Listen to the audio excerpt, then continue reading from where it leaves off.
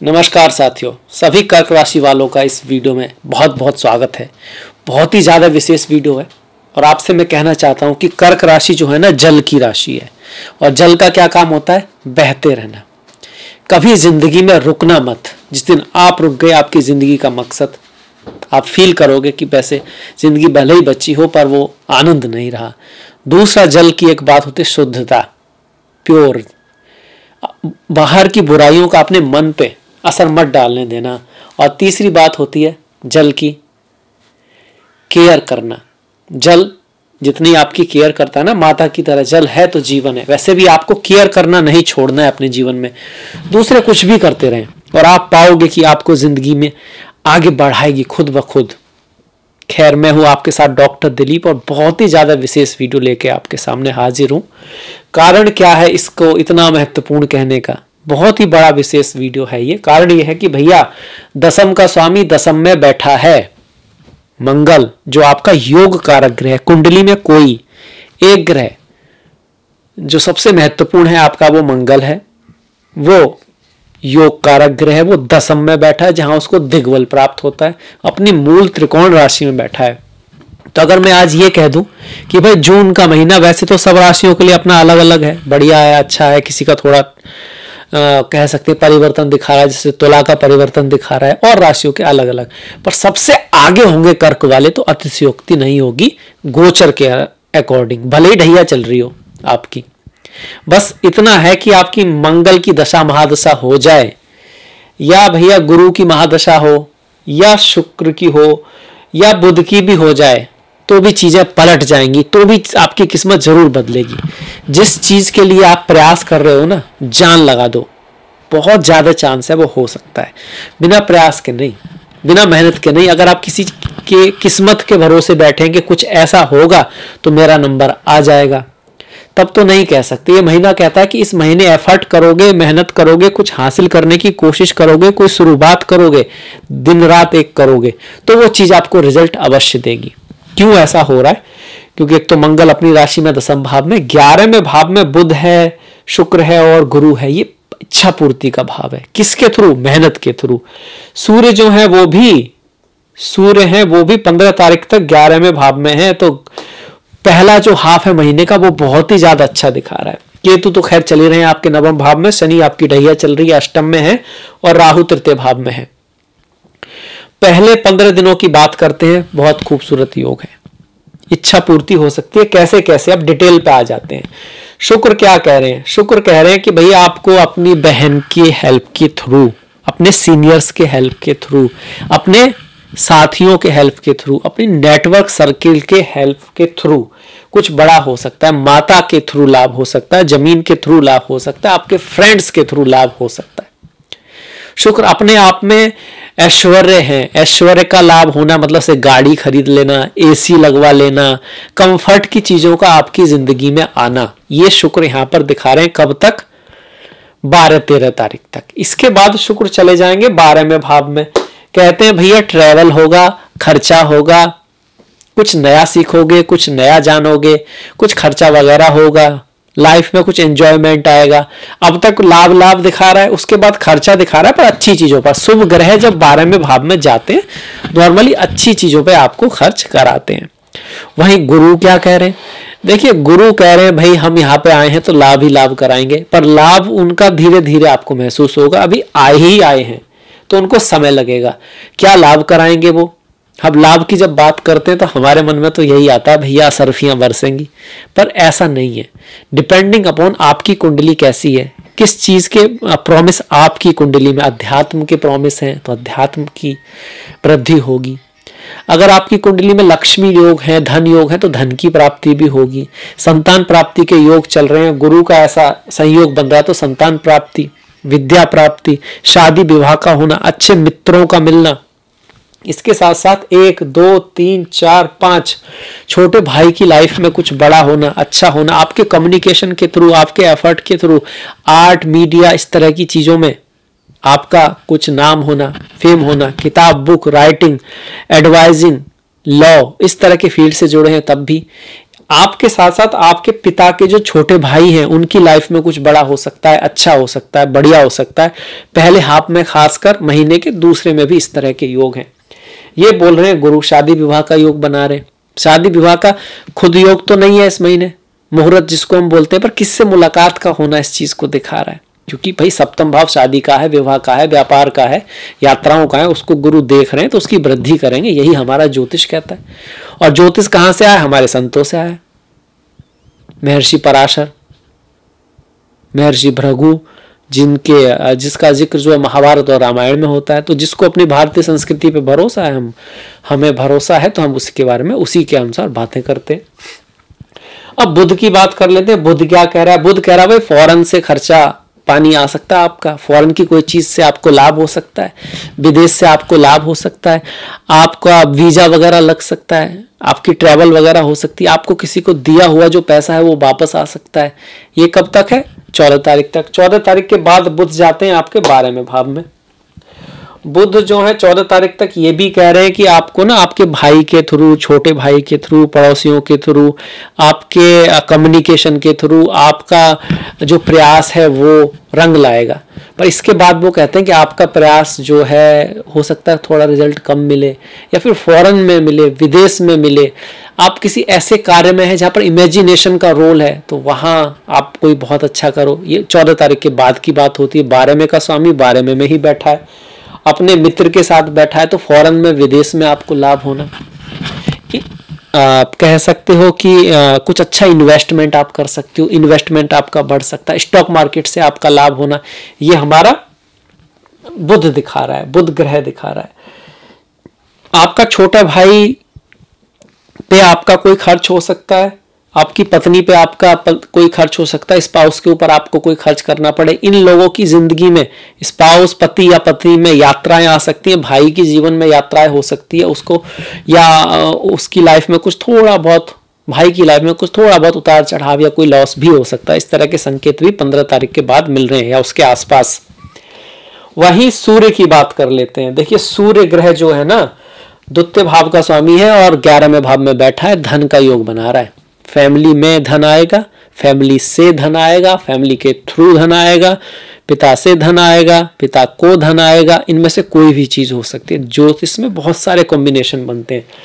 इसके साथ साथ ये भी कहता है कि आपकी बोलने की एबिलिटी की वजह से धन आएगा, आपके नेटवर्क सर्किल की वजह से धन आएगा, आपका नाम और फेम बढ़ेगा, आपकी किसी चीज की इच्छा पूर्ति होगी। अब इन सब चीजों को और बढ़ाना हो तो क्या करें? ज्योतिषी रेमेडी, सूर्य नमस्कार करें, घर में साफ सफाई का विशेष ध्यान करें, अपने धर्म के रास्ते पर चलें। गुरु धर्म से ही देते हैं, अगर सही रास्ते पे ना हो तो फिर गुरु देते नहीं है, उल्टा ले लेते हैं। सही रास्ते से करो काम, पूरा प्रयास करो, दिन रात लगा दो, होके रहेगा। ये महीना ऐसा है, होके रहेगा। अगर आपकी अच्छी दशा, महादशा, अंतरदशा चल रही है और आपकी कुंडली में प्रॉमिस है तो। अगर दशा, अंतरदशा अच्छी नहीं है, शनि वगैरह की चल रही है, चंद्रमा कमजोर है, आपकी ढैया है, तो हो सकता है उतना रिजल्ट ना आए। पर कहते हैं ना, कर्म कभी व्यर्थ नहीं होता, और प्रयास तो उसे भी करना पड़ता है जिसके रथ पे स्वयं कृष्ण बैठे हो, जैसे कि अर्जुन। उनको भी अपने आप विजय नहीं मिली, बहुत तपस्या, बहुत मेहनत, अतुलनीय प्रयास करना पड़ा। इसके बाद सूर्य हो गए, गुरु हो गए, शुक्र हो गए, बुध हो गए, मंगल पे आ जाते हैं। भैया आपकी कुंडली के राजा हैं और राज दरबार में बैठे हैं। दसम भाव क्या है? राज दरबार है आपका, जो चमकता है, जो सबसे ऊपर है। और मंगल क्या है? आपका पराक्रम है। आप अपने पराक्रम से चमकोगे, आप अपनी मेहनत से चमकोगे, आप अपनी इच्छा शक्ति के बल पे कुछ ऐसा कर सकते हो जो शायद असंभव हो। आप अपने झंडे गाड़ सकते हो इस महीने। अब इतना सारा मैं बोल रहा हूं तो सबके साथ ऐसा होगा? नहीं, जो इतनी मेहनत करेगा उसी के साथ ऐसा होगा ना। ये भी तो आपको सोचना है। कहते तो हम सभी हैं, अच्छे नंबर आ जाएं, अच्छे नंबर आ जाएं।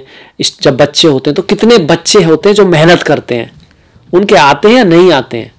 आते हैं, अक्सर आते हैं, कभी थोड़ा बहुत ज्यादा कम हो जाता है। तो मंगल भी यही कह रहे हैं, भैया प्रताप करोगे, मेहनत करोगे, करते आ रहे हो अब तक, जो आपने लाइफ में कर्म किए उसके अकॉर्डिंग ही रिजल्ट आएगा। पर अगर किया है तो आ सकता है। ये अब है, कुछ कमियां भी दिखा रहे हैं। जल्दबाजी में गलती हो सकती है, अधैर्यता नहीं खोनी है।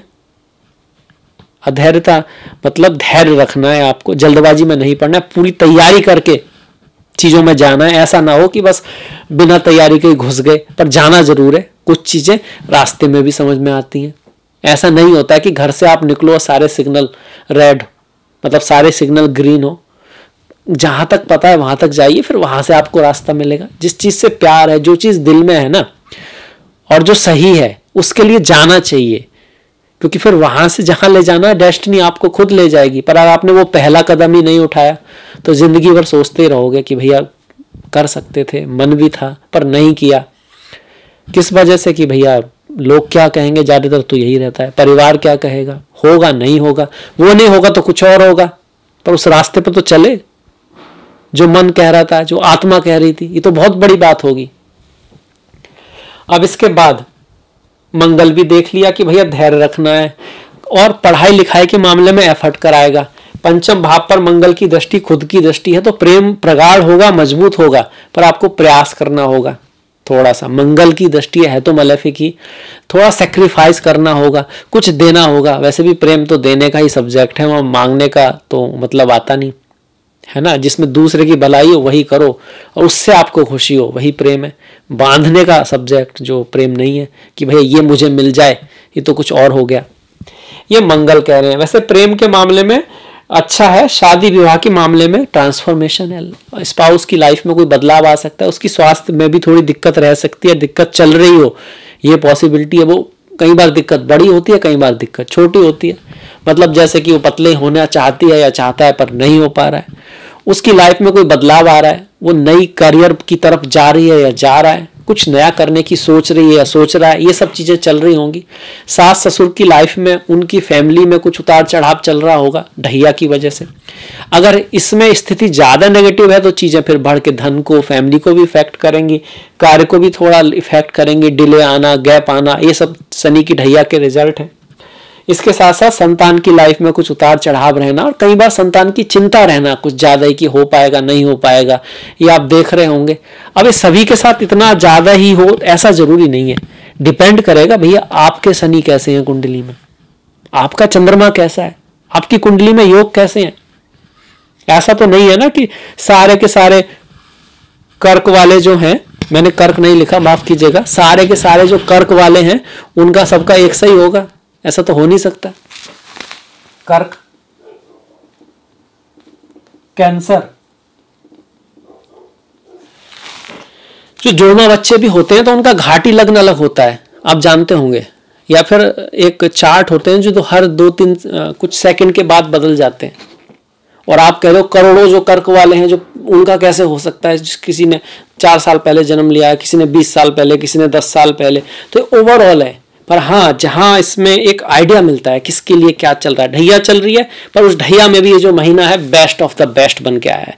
इसी के साथ आप कुछ तिथियां जान लेते हैं जिस दिन आपको कह सकते हो कि कुछ बहुत ही बढ़िया रिजल्ट भी आपकी लाइफ में आ सकता है ना। और उन तिथियों को जानने के लिए मुझे गोचर को देखना पड़ेगा, इस महीने का जो गोचर है उसकी तरफ जाना पड़ेगा। तो देखिए मंगल का प्रभावी जो हो रहा है हमारा मंगल आपका राजयोग बना रहा है, रोचक नाम का महापुरुष योग बना रहा है। तो मंगल की गणना को हम देखते हैं। मंगल हो रहा है 7, 16, 25, 26, इन दिनों आपको प्रमोशन आदि हो सकता है ना, आप प्रमोशन आदि हो सकता है। धन लाभ की जो स्थिति बन रही है आपकी, वो बन रही है 2 तारीख को और 7 तारीख को। इसके साथ साथ 4 तारीख को और 10 तारीख को धन लाभ की स्थिति आपकी बनती है।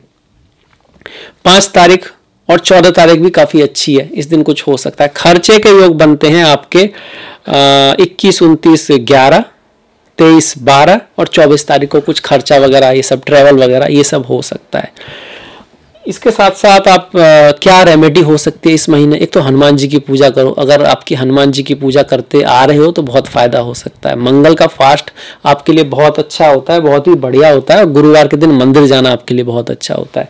केतु के बारे में थोड़ा बचाना भूल गए कि भैया केतु बैठा है 9वें भाव में, तो पिता के साथ, पितरों के साथ, माता पिता के साथ रिश्ते अच्छे रखो, उनके प्रति जो भी रेस्पॉन्सिबिलिटी है वो निभाते रहो। उधर से क्या मिल रहा है इसके बारे में मत सोचो, अपना कर्म है करते रहो। राहु तृतीय भाव में अच्छा है, मेहनत कराएगा, एफर्ट कराएगा। आपका छोटा भाई बहन, उनकी लाइफ में भी स्ट्रगल हो सकता है, वो भी प्रयास कर रहे हो, उनके जीवन में भी यात्राएं चल रही हो, ये पॉसिबिलिटी है।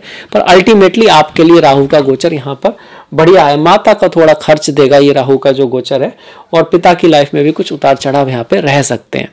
अब बढ़ जाते हैं मुहूर्त की तरफ। देखिए, विवाह का कोई खास मुहूर्त नहीं है, गृह प्रवेश का कोई खास मुहूर्त इस महीने नहीं है।